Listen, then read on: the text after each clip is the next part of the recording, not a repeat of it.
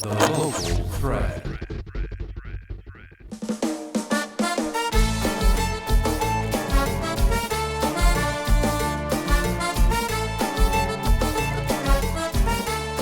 Hello everyone, welcome back to La Prensa Habla episode 2. My name is Kevin Salinas. And I am Jessica Molina. I'm so excited to be here today. We have such an exciting, interesting guest, Ayendy Bonifacio, a professor at UT, an author, a poet, a New Yorker, a former New Yorker maybe. So many exciting things, but Ayendy, welcome. Glad to be here. It's a pleasure to be here. Thrilled. First and foremost, thank you for taking the time and, to sit down with us and have a conversation. We're really interested to get to know you, but how are you doing today? I'm good. I can't complain too much. I mean, the weather is a little rough, but we made it. We're here. Right. Yeah, no, we'd like to start this off with just learning a little bit about you. So can you tell us just a little bit about where you're from, where you grew up? So I was born in the Dominican Republic. My family and I arrived. We moved to New York City. We immigrated when I was 6 years old to Brooklyn, New York, and I spent basically my entire, adolescent, early adulthood there. I would travel back and forth to DR often, but I was mostly a New York kid, and I, moved from New York for the first time for grad school, and I was 26 years old, to attend Ohio State. And since moving to Columbus, I've moved back and forth. My first job was back in New York City at City University of New York. After my PhD, I did a year in Boston, and then found myself here in Toledo after the pandemic, which changed, I think, all our lives. And it was a strange time to be in New York, actually, during the height of the pandemic. It was really bizarre. And that was one of the choices. That was one of the sort of like motivating factors for us to leave. It was like, okay, this is not going to work for us here. And Toledo was just an awesome place that was very welcoming. And career-wise, it made a lot of sense. Yeah. Your story is interesting because I actually came from Honduras when I was 6 years old. And Cool. When you think of home, where do you think? Do you think of Toledo? Do you think of New York? Or do you think of Dominican? That's such a good question, by the way, because I'm always thinking about home. Mhm. Like, I'm always like, where is home? And I think for a long time, home was like my block, the block I grew up on. Mhm. That was home. That was my allegiance, was to the block and the people in the community, and that was my people back in Brooklyn. And I grew up in a Dominican enclave of Latinos speaking Spanish. Everyone spoke Spanish everywhere. That was what we talked. My mom and dad didn't even learn to, speak English because they didn't have to. It's just, which came with its challenges. So, my concept of home was challenged when I left New York. When I moved to Columbus, I realized, whoa. I am different. I am not what I thought I was, and this country is not New York City. And I started thinking about home as back east, and I was always sort of gravitating east, and I wanted to be close to the East Coast with Dominican New Yorkers or Latino New Yorkers. And then I had a child, right?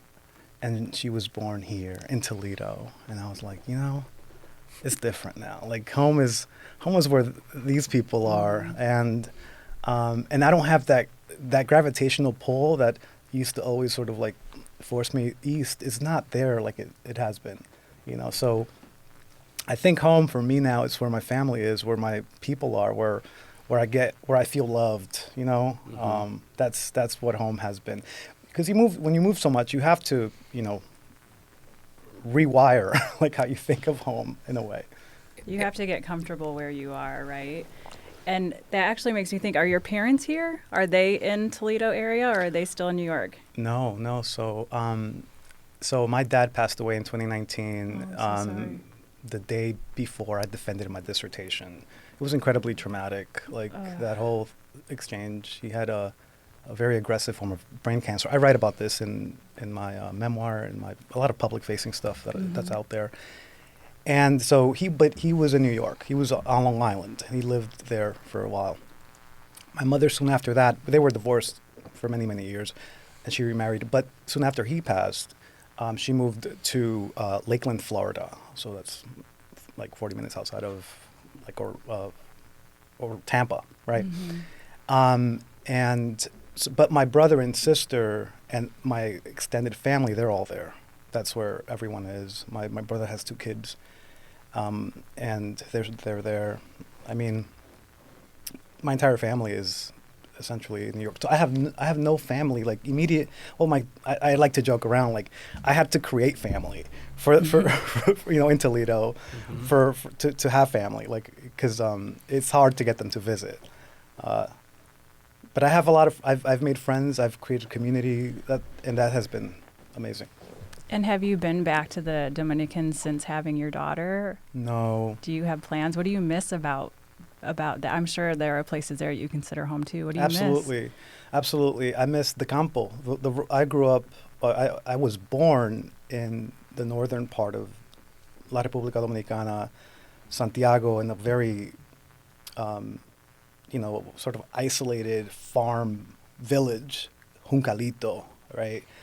No running water or electricity. That was our life. Clay, our floors were made of hardened clay and things like that. And that had a big, impact in my life. I always, in fact, thinking about home, that was what home felt like, going back to that little campo. So I want to show my daughter that. You know what I mean? Like the last time I was in DR was for my wedding, but we went to Punta Cana. If you know what Punta Cana is, it's Resortville. It's like, it's like Bad Bunny says, like, this is not the real, you know what I mean? This is just what you see. The floors weren't made of clay. No. Maybe if you want to have an experience, right, they would take you to one of those places. But I want to show my daughter and my family, just in general, the charm of that place. It's not just poverty. Yeah, it is poverty. It is hard, but it's also beautiful. And those people are beautiful. Those people are resilient, right? Simple. There's so much life that comes from that way of living, right? So Absolutely. much personality. Yeah. So I miss that, and I want to maybe show her that for sure. And growing up in New York, so you're 6 years old, 7 years old. You get to New York. Where's your mindset at that point? What is your family telling you, and what are you going through? Yeah, I laugh because that is a serious question, and I think a regular one too. Growing up in New York, it was like, watch out. I grew up in a very tough neighborhood. East New York was considered, still is, the murder capital of New York, right? Like really tough, really hard. You had to watch the colors that you wore in school. I went to Boys and Girls High School, which is a storied high school, actually. It started out as a boys and girls separate co-ed high school with incredible people like Shirley Chisholm graduated from the girls' high school. Isaac Asimov, the science fiction writer, right? But when I got there, it was the first high school in Brooklyn to use metal detectors because kids would be running around the lunchroom with Uzis and things. It was serious. So I went there, not knowing anything about high schools. I chose it because it sounded like a good school. Boys and girls, that sounds and I had my parents should be inclusive. This sounds okay. And I was really into school, and my high school experience changed that. I had to change myself to survive. So my parents would constantly say, watch out, be careful. And then that meant stay at home. You can't go outside. And then, naturally you rebel. And then you go outside and then you try to be all the things they don't want you to be. Because they don't understand. Of course they don't understand. They're not, it's a different thing. You're trying to survive. They don't understand that. So it was I like to say that my story is one of many transformations, many different selves. And I think it's cool to be many selves. Change is great. It keeps us going. And I feel a lot. And a lot of my friends are often like, oh, you changed so much, and it's often not a good thing when they say it. But, You know what I mean? But it's like, yeah, I did, and I had to. So yeah, that's how growing up was. It was a constant, like, watch your back. Did you watch the news? You know what's going on out there? You know, be safe. And to be honest, that kind of constant paranoid state of mind is even with me today. Like, there are days when I'm like at home, and I live in a very quiet street, but I'm like, oh, I should probably close my window or the drawer. Like, I don't know. I check the doors, like things like that. You're constantly like that, and it lives within us, right? Yeah. Even if you move, it lives within you. Exactly. So this reminds me, every episode we actually have a word and a dicho. And this episode's word or words is inspired by your work. It is Latino or Latina or Latinx or Latin. What else is there out there? I think just those 3 or 4. And There's honestly, so many. I would like to I'd like to ask you, what's your opinion on all of that whole Latino, Latina, Latinx, the word, right, and what it means, and that is a hot topic. That is a hot topic. It's been a hot topic since forever. This is I think, and I tell my students all the time, like, I think it's a beautiful thing that we have many words for what we call ourselves. I think we're entitled to a vast vocabulary of words to use as tools for making sense of who we are as people. Because we're a vast, diverse community, right? So there are going to be a lot of words that resonate with different people. Exactly. And I think everyone is entitled to that and shouldn't be forced to, call themselves something they don't feel comfortable. Like, I tell my students there's an important history behind the word Latino that deals with the U.S. Census. And, in the 70s, the government trying to make sense of this growing community that has an incredible voting power now for representation. How do we make sense of who these people are? And Latinos, people of Latin American descent, became one such concept. But even in the 19th century, which I study, Hispanophones in the 19th century, people didn't call themselves Latinos. They called themselves Spanish Americans, Hispanophones, Hispanic, because they spoke Spanish, right? Yeah, totally. So Latino is like trying to make sense of this cultural, shared identity that we all have. But, obviously some people are like, that doesn't work for me. Spanish is a gender language, and I don't identify with Latino. As some people who are queer or gender nonconforming, like Latinx, because it opens up a space for identity. Some prefer Latine because Latinx, as has been argued, I think, and validly, is kind of hard to pronounce for many Spanish speakers. It's like, what is that? It's like a word that was invented in the ivory tower of academia. So I think that's a legit, criticism. And if that's how you feel, you shouldn't, use it. I'll be honest. I've never, besides Latinx, I'm 100% Latino. Yo hablo español. En mi casa hablamos español, tú sabes. Claro. I had never heard Latinx. And I'm one of those people that I don't want to say triggered by it, but I'm like, I just feel like Latinx is a word that was created by people who haven't had, you said earlier, all of our lives as Latinos, as Hispanics, we're trying to survive, right? And when you get past that moment where you're no longer in survival, right? You start to get into all of these things where Latinx, Latino, Latina isn't really a problem, but we're trying to solve it. And I'm like, is this even something that we need to focus on as a Hispanic community, right? I don't know. What are your thoughts about that opinion, I guess, of it? I think that's legit. I think that's legitimate. I think that we are all, as we've been saying, and this is one of the quotes I love the most by the scholar Ilan Stavins, as Latinos, we're in a constant search for wholeness, a search for making sense of who we are. And yeah, Latinos, I think most of us, a lot of us do feel like the Latinx is a theoretical concept that doesn't apply or is disconnected from the people. And that is a failure of academia, I feel. That is true. That is a failure of academia to actually make sense and explain and touch base and connect traditions, right? That should never be the case. At the same time, there's so much exciting work being done by people who are creating these concepts like Latinx. Let me give you an example. For instance, the critic Claudia Milian, fantastic Latinx studies professor. She's written this little book called Latinx with a capital X. And I know a lot of people are like, WTF? Like, what is that? Right. WTX.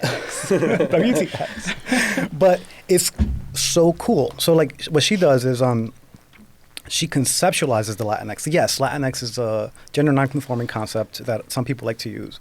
At the same time, the X is kind of cool because it opens up a space for like how we use X in our daily lives. Like X as extreme, like the X Games, Malcolm X as a like, reclaiming, one's name and erasing those that are like the enslavers' names. And then the X as a marker of the way that, indigenous and frankly, Hispanophone people used to sign their names, those who were illiterate, right? They would sign with an X. So like, that's the cool part. Like, it opens up a space that says, look how we are. Like, we can be all this in what we call ourselves.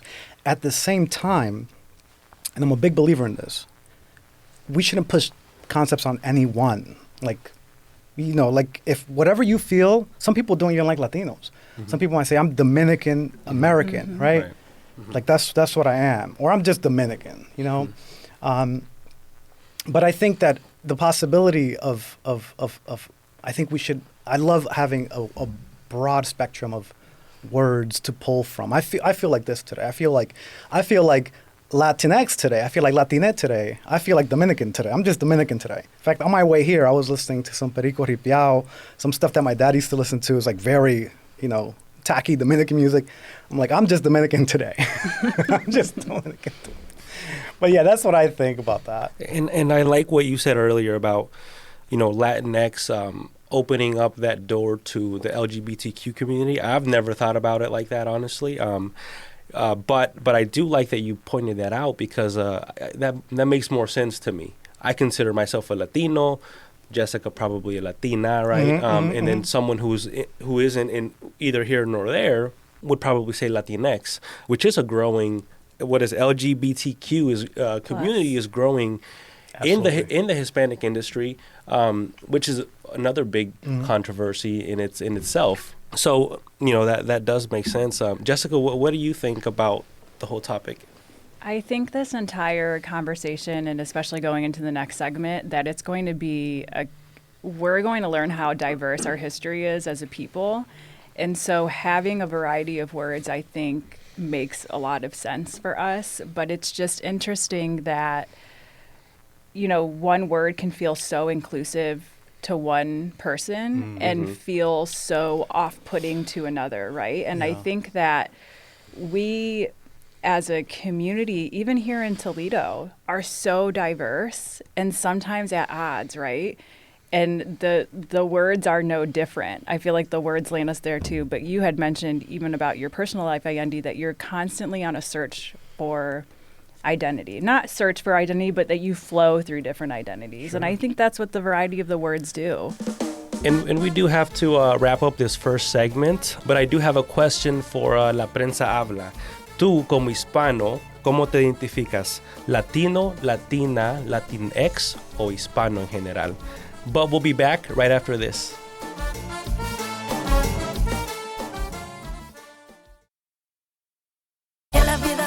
Welcome back to La Prensa Habla. My name is Kevin Salinas. And I'm Jessica Molina. We are here with Ayendy Bonifacio, and we just got done talking about Latinos, but I know in your work, I don't know if it's appropriate to call you a historian. I know you study newspapers. Can you technically be called a historian? I guess a literary historian. A literary historian. So I know that you have said Latinos is a new world concept, or that Latinos didn't necessarily arrive in the United States, that the United States arrived on Latinos. So talk about that. When I say that Latinos are a New World concept, that refers to, our history of colonization. And by the way, Latinos are a New World concept, just like the United States is a New World concept, just like America is a New World concept. Because prior to, colonization projects by the Spanish crown, the French crown, the British, the Dutch, all of the incredibly powerful European powers, prior to those expeditions, there weren't Latinos here. What we had were indigenous people that had been calling what we call the Americas home for centuries.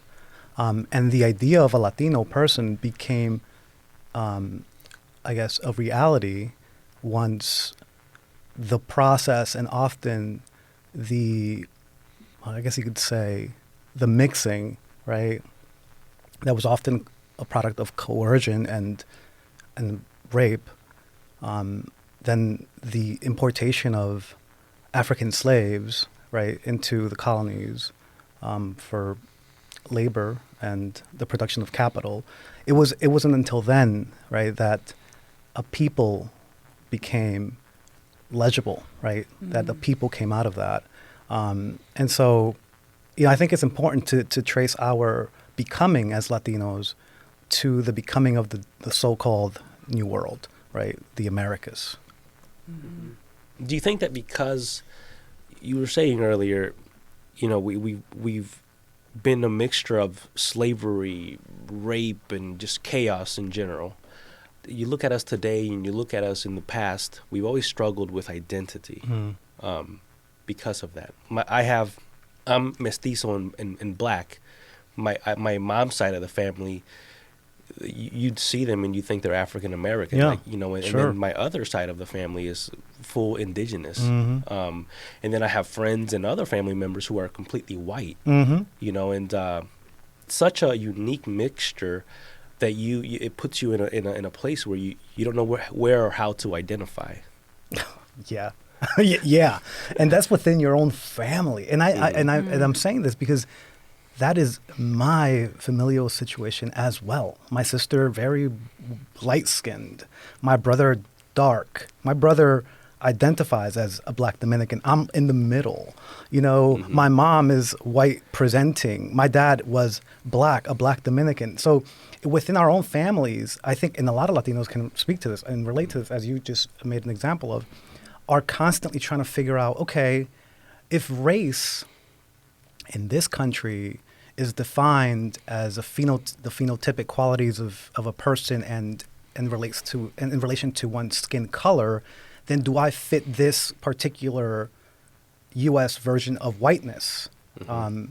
And if you don't, then where do you fall? Or do you fit this particular version of blackness? Scholars, there's a scholar, great scholar named Lourdes Garcia Peña, who has coined this concept, hegemonic blackness. It's like, the U.S.'s version of blackness is the version of blackness that the entire country is supposed to sort of live up to. But if you go to other places like Italy, right, or the Dominican Republic, or anywhere in Latin America, blackness is defined differently, especially in the Dominican Republic, where we have a really complex history of sharing the island with Haiti, the first free, black republic. And so blackness in the Dominican Republic is just is basically defined as Haitian, right? And so a black American here, right, would probably be an Indio in the Dominican Republic. That's just to give you an example. But I think that you're right. What you're getting at is that because, and as Jessica, you mentioned, we are an incredibly diverse group of people racially, right? Not just ethnically, like racially, we are everything. We're Asian, indigenous, black, white, and everything in between. Because of that, it's really difficult for us, I think, to subscribe to one racial category. And I think that society often forces us to do that. And think about how we sign our census. Are you black? Are you are you white? Right? It's not, well, it's not that simple. You know, I got a long story, right? And I think, and this is something I've struggled with, and I think it's okay to have a long story. To say, yeah, I am mestizo. My father is black. Let me just tell you who I am. It's that kind of story. It's like we don't fit into boxes. Exactly. We don't fit into boxes, and the original term, whether it was Hispanic or Latino, you mentioned on the Census Bureau, it forced us to try to fit into a box, and it's not working. It didn't work then, and it's still not working. I maybe want to return to that comment that you brought up about, you know, the United States arriving on us. I was referring to the U.S.-Mexico War and the signing of the Treaty of Guadalupe Hidalgo, right, where the entire southwestern part of the United States, which belonged at some point to the Spanish, then to Mexico, but after the war was ceded to the United States. Mexican nationals, Mexican people living in the southwestern United States were now American. They were promised under Article 9 of the treaty citizenship. Like, okay, now you're, which meant they were promised whiteness, because that's what constituted citizenship at the time. We're talking about mid 19th century, 1845, right? Like, so that's what it was. And so, you know, you have a people that are like, well, I'm Mexican, or I have Spanish ancestors. Oh, now you're American. And you have to be American if you want to keep that land, right? You want to keep that land, you got to be. So it's, you know, race is a social construct. I think we have to keep that in mind and take that with a grain of salt. Like, those boxes, they're boxes. That's it, right? They're supposed to make sense of, or give a broader picture of a society that's trying to, you know, coexist with other, you know, just exist. And so sometimes the individual gets left out. And this is, I think, an issue among Latinos. I think I think, you know, for a very, very long time, I think that we haven't paid enough attention to Black Latinos, I think, you know, and that tradition. Like, Black Latinos always been, in fact, before white Latinos. You know what I mean? You know, like, you know, that, or it's just, you know, and once we embrace our enormous, you know, diversity, I think we can embrace ourselves too. Right? Yeah, because we kind of do it to each other, right? We've fallen into this concept of who is more Latino. That's so true. Right? It comes down to language. It comes down to Oh my goodness. Skin color, struggle, you know, how we arrived here. Were you born here? Were you not? That makes you more or less. So I guess one question I have for you, if you, knowing all of this, if you had a magic wand, what stereotype amongst us would you get rid of if you could? Oh my goodness. I feel like I am setting myself up if I answer that question. Take your time. Think about it. I mean, honestly, it's hard to say. You know, one thing that you got me thinking about is, like, what is an authentic Latino, authenticity in our traditions, like, you know, and then that makes me think, like, what is a Latino person? If it's, you know, our ability to speak Spanish, and how good do you speak Spanish, or how bad do you speak Spanish? Because sometimes speaking bad Spanish, it's like, oh, you're really like Latinx. Yeah, forget that they're trying. Yeah, you're not even trying. Sounds bad. Immigration too. Like, when did you come here? Oh, you came here at 6? I came here at 10. You know, so, you know, I'm a little more than you are. I think while you think about that, I think it's you know, as Latinos, we're going through a rapid change, kind of like technology, right? Like, for example, it's hard for my mom to understand me because I've went past so many barriers that she couldn't go past, but she did the best that she could for me, right? And so she gave her 100% and got me to a point where I could break those barriers. So you know, I think that question that Jessica asked also has to do with the fact that we're constantly growing. And for example, like, my kids are going to be way more academically smart than I am. They're going to go way past what I've done, right? Yeah. So it's hard to also not think about, oh, well, you know, you were born here, you have, you know, a lot, you're limited less than someone who wasn't, right? Or someone who knows los dichos, right? Las frases that we grow up on, you know, and so it's like it's we're also, that's also part of that identity thing and how misunderstood we even are with each other, because we don't have a lot of us don't have that like family of 5 generations of business owners and fathers and husbands, and you know we're the ones actually getting through and making those, you know, those happen, those that generational wealth and that you know generational knowledge, and you know there's things that that I'm still learning, right, that I'm like, I know my kids are gonna know, and there's things that I tell my parents now that, you know, they never even thought was possible. I really like the idea of us as evolving, right? Because it gets us to what we were talking about earlier. Like, we've been here. We've been here before the creation of this country, and we're still here through it, right? I think our story as Latinos is one of like, we want to leave a better future for who comes next, whether it's our children or the next generation. You know, we want to do that. You know, my daughter is, she's half Korean, right? So she's a Korean Dominican. So in a way, you know, Latinos are incredibly creative. Like, we're creating like new Latinos all the time. Like, you know what I mean? Like, We are very inclusive, even though we're kind of talking like how we're not. well, we are. I think we are inclusive because we literally are inclusive. Like, who we are. Like, you know what I mean? We are just the embodiment of inclusivity, I think. Absolutely. So it makes entire sense. Now, do you write about this? Because you're also an author. So do some of your books include these concepts, or what are your, first tell us how many books do you have out, and you know, what are the topics of each? Nice. Yes, I do. So I have a few books out. I have one academic book, which is on like 19th century Hispanophones, right? But the stuff I'm really excited about is my creative work. So I have a poetry collection titled To the River We Are Migrants. It's a bilingual collection that explores grief, memory, loss of a father, loss of country, loss of language, but also, you know, the resilience of like, you know, coming through okay on the other side. I have the memoir, Dique Dominican, that's coming out in January 31st.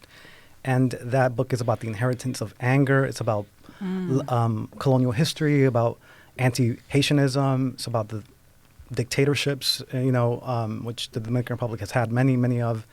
It's about fatherhood, right? It's about becoming an academic, coming from parents who didn't finish like the 6th grade. You know what I mean? And then figuring out like how to be an academic. It's about imposter syndrome and just, you know, just existing. It's about a lot of things, right?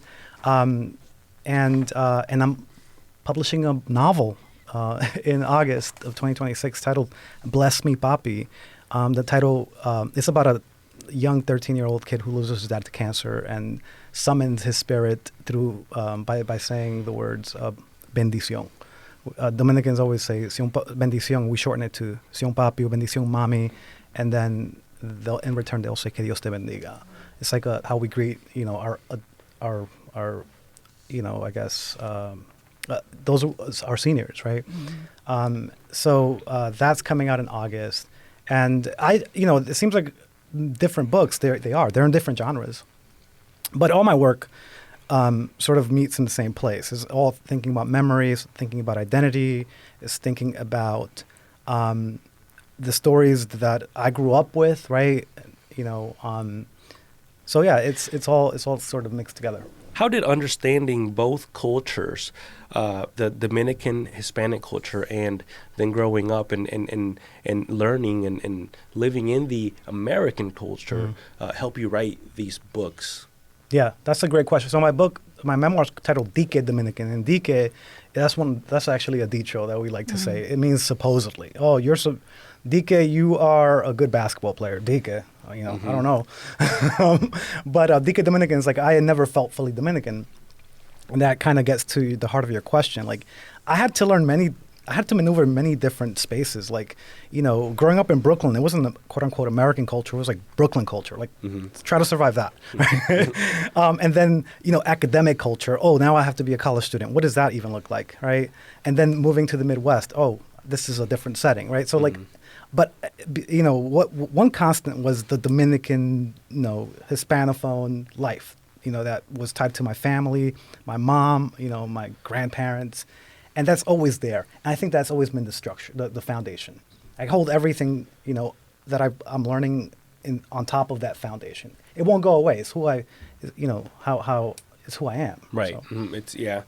Really quick, dique, you guys say dique in Honduras. We say disque. Oh, disque. Oh, disque. Yeah. Oh, disque bueno, disque sabe esto, disque, That's so cool. So Dominicans, we just like to cut down words. So that's where it comes from. It comes from disque. You know what I mean? We just don't have time to say that. We say disque.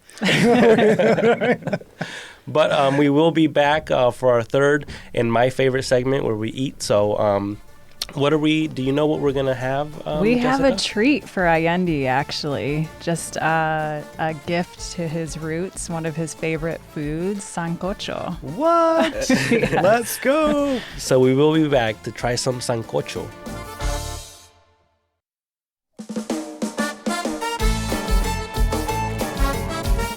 Hello, everyone, and welcome back to my favorite part of this episode. We're here. This is Kevin Salinas. And Jessica Molina. And Kevin, I don't think we're going to disappoint you today, or you, Ayendy. We have a special guest here in person and also here with her dish, La Señorita Orquídea, La Doña Orquídea. It's so nice to have you here. Yes, thank you for having me here. Thank you so much. So, go ahead. Miss Luz Orquídea, tell us, nos puede decir qué tenemos aquí? What do we have here in front of us? We have in front of us a sancocho. That's a Dominican dish. It's like a soup and has so many ingredients that make you feel like heaven. Ayendy, this is your favorite food, What? right? So Yes. have you taken a bite? Was it heavenly? Oh, yes, it was heavenly. It took me back to my mamá y mi papá back in Santiago. So thank you so much for bringing me this part of home, right? We were talking about home, and this is home right here. So thank you. Do you get to have sancocho much? No. So I have sancocho when my mom visits me. I have her make it, and then I freeze it for like a month, and then I'll warm it up and I'll eat it. So no, this is so special, and we've got some mango. Mm-hmm. That was your Some other favorite mango. food that you Yes, said. this is mango with the queso frito, salami. This is amazing. I don't eat this enough, and So which one's the mango? Like the whole the mashed plantains. The mango is the mashed plantains. Okay. Yes. Okay. And then queso frito. Queso frito and salami dominicano. Oh. It's Dominican Yeah, salami. that's Not important. spam. No. That's important. Dominican salami. It's true. Not the same. Okay, so while Kevin and Ayendy eat a little bit, Orquídea, can you tell us, let's start with the sancocho. How do you make it? For the sancocho, we use many ingredients. Most of them are like roots, like viandas, plátano, yuca, papa, potato. Y ponemos todo esto junto. We put it together. And we cook the meat. We use meat, beef. We use meat. And we cook the meat first. And then we started to putting together the viandas. Miss Luz, do you guys cook a lot with roots? Yuca, malanga, just roots in general, or it's just sancocho? We use the root all the time. For breakfast. That's the main ingredient that we use. Really? Yes. For breakfast as well? Yes. And for dinner too. In sancocho, solo usas carne, or you can use chicken, shrimp? Normally we use like this is the how I say. the original one. The OG. But we use like we put meat, chicken, and pork, and sometimes we use what else? Doesn't matter what you want to use. Y un sancocho aquí en Toledo versus un sancocho en Dominican Republic, ¿son muy diferentes en sabor? No son tan diferentes. They are not that different. Normally, we find most of the ingredients now because when we moved here to Toledo 23 years ago, Wow. we didn't find any ingredient. We didn't find any ingredient to make it. Was it that they weren't here or you didn't know where to look yet? They weren't. They weren't here? No, they weren't here. Yeah, that's nosotros también, yo soy hondureño, cocinamos mucho con yuca. And that's so hard to find sometimes. Malanga, you have to go to specific places. And I am glad to see that, Walmart now has yuca. So, that hopefully that's a good sign that, it's more of a demand now. Yeah, most of the store, Myers, Kroger's, you can find They all some have of the ingredients, and many stores here, like Hispanic stores too. We can find like San Marcos, and there is a store that is Oriental store. They have most of the ingredients Sí. too. Now talk to us also about the mango. How do you make that? How do you pick the right, is it made out of plantains, right? How do you pick the right plantains to make it, and then how do you make it? We buy like green plantain. It has to be green and fresh. And we boil with a little bit of salt, and we mash the plantain, and we put a little bit of, what you want, but Yeah. we don't put much. It's more like natural, like the plantain itself. I've also tried, this is a Puerto Rican dish, tostones. Is there a Dominican name for tostones, or is it the same, or do you guys make that, or? It's the same name because we are in the Caribbean. The countries in the Caribbean, we eat almost the same. We have like the same dishes or similar, but we do the tostones or plátano frito. Plátano frito. También le llamamos así. I'm so glad you brought up that it's the same in the Caribbean, because one of the questions I want to ask Ayendy, but now I get to ask both of you, is what is something that a Latino from the Caribbean, only Latinos from the Caribbean understand? Arenque. I don't know. I don't know. What do you think? I don't know. Mira, muchacho. Nosotros los caribeños hablamos muy rápido. Sí. We talk so Yeah, that's fast. Only us can understand each other. Sometimes I'm translating for other people from different countries, and they say, what they say? And I say, oh, they say this and that. Oh, okay.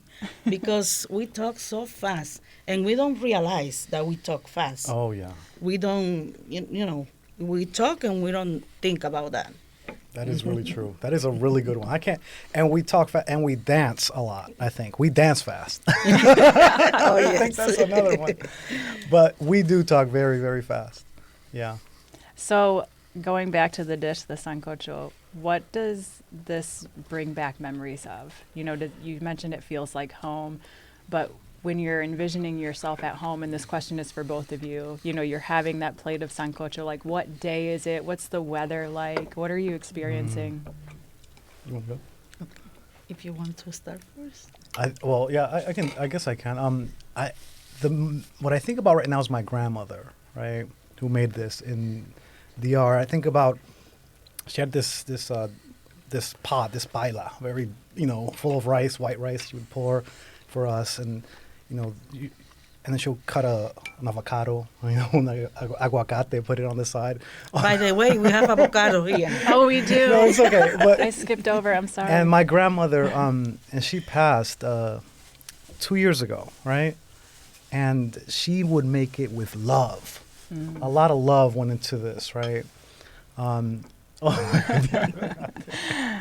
So I think of her. I think of the love of grandmothers, and it almost reminds me of Los Dia de Reyes or something like that. Like it reminds me of like the holidays too, you know. But yeah, family, I guess, family for sure. And what about you, Arcadia? Like get together, because my grandmother used to make it every Saturday. Oh, It was like a religion, La tradición. una tradición, sí, en nuestra familia de hacerlo cada sábado. Y ya nosotros sabíamos que el sábado había sancocho. Y cuando estaba lloviendo, cuando llueve, también es día de sancocho. So anytime it rained, it was Sancocho Day, and every Saturday, Yes. all the kids knew, hey, Sancocho. Sancocho, yes. Now, I see that we have arroz blanco, we have white rice here. Do you actually put it in the Sancocho, or do you like just eat it apart from, like, so like when we do like sopa de res, we'll like put the rice in, that's how you, but how do you? Es a gusto de cada quien. Nosotros Okay. lo servimos aparte, pero cada quien, si le gusta adentro, pues es mejor así. Sabe mejor. So it's really just like Sí. it depends on your preference, right? If you want the Yes. rice in, you put it in, and if you Yes. don't, you don't. I recommend putting the rice in and mixing it. It tastes good. Oh my gosh, everybody's so busy eating that.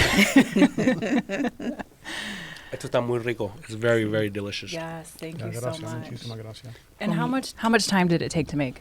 Como unas 3 a 4 horas, porque hay que esperar que la carne se ablande lo suficiente, about 3 or 4 hours. Wow. Thank you so much. You're welcome. That No, means thank you so much. Senora Orquídea was at home for 3 hours. Just, No. oh my gosh. But look at Ayendy's face. No tiene precio. Exactly. Now I see there's queso frito. How is the queso frito made?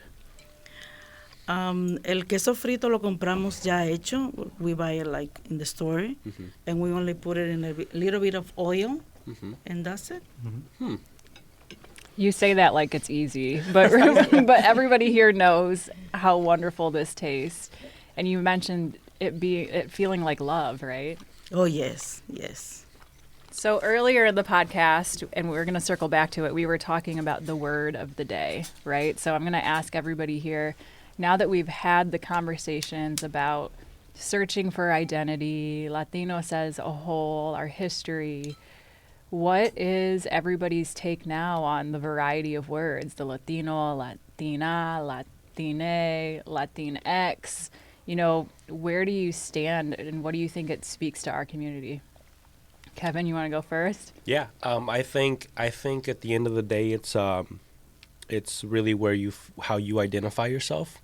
It's kind of like this rice question, right? Whether you want it in the soup, outside of the soup, if you want to just eat the rice first. So I think as far as Latino, Latina, Latinx, it's really about truly finding your own identity and using that word as what identifies you. I love that. I couldn't have said it any better. Latino, Latinx, it's a sancocho, right? Like it's just all of us, right? And there's variety, and regardless of what you eat or what you choose to identify as, it's love, it's family, and I think that's one thing that Latinos can definitely exude. Even when we're strangers, we come and we bring that. Like this is, yeah, but. Yeah, I love that you said even when we're strangers, because this is your first time meeting Orquídea. Yes. And it was almost like you knew each other. Like the second yes. that you Yeah. saw her face, you were like, yes, home. Yeah, yeah. I think despite all of the chaos and everything that we go through, just as a Hispanic community, it's what keeps us together. Really, at the end of the day, is we all have similar visions, similar goals, and we all want the best for each other. Yes. Even though there is division sometimes. But at the end of the day, we see each other out in public, and we just you automatically get reminded as to why we're all here. And we are Latino. We are all of us together. We are Latino. Even if we're different, we all come together when we need to be Latino. And I think that's powerful. You're never alone when you have that group, you know. So Absolutely. And that reminds me again of your publications, Ayendy. You mentioned that you have 2 books coming out, right? And there is an event happening at the University of Toledo. Can you share? yes, so I will be holding a book launch for my memoir, Dique Dominican, that's the title of it, on February 12th, 2026, from 3 to 4:30 p.m. It's open to the public. It's at the Carlson Library. Just go to the main desk and ask where the reading is, and they'll direct you to the reading. That's at the University of Toledo Carlson Library. Just come by, say hello. You don't have to stay for the whole thing. It'll be great to see some people there. That's so exciting. I'm so excited for you, and I'm so excited for all of us that we were able to have this conversation today. So yeah, no, everybody, February 12th at University of Toledo. You know, that's how do you say it? Dique. Dique Dominicana. Just drop your S. Yeah, I know. Dique Dominican. You know, but that wraps it up for today. Thank you, everybody. Luz, thank you very much. Thank you so Ayendy, much. thank you guys for thank you for taking 3 hours to cook us this delicious meal. Honestly, thank you very much. Ayendy, thank you very much for spending this time with us. You know, Jessica as well. Thank you. Always a pleasure. Pleasure. Thank you so much. Thank you. Thank you. So that wraps up our second episode. Please join us next time on La Prensa Habla. Thank you very much.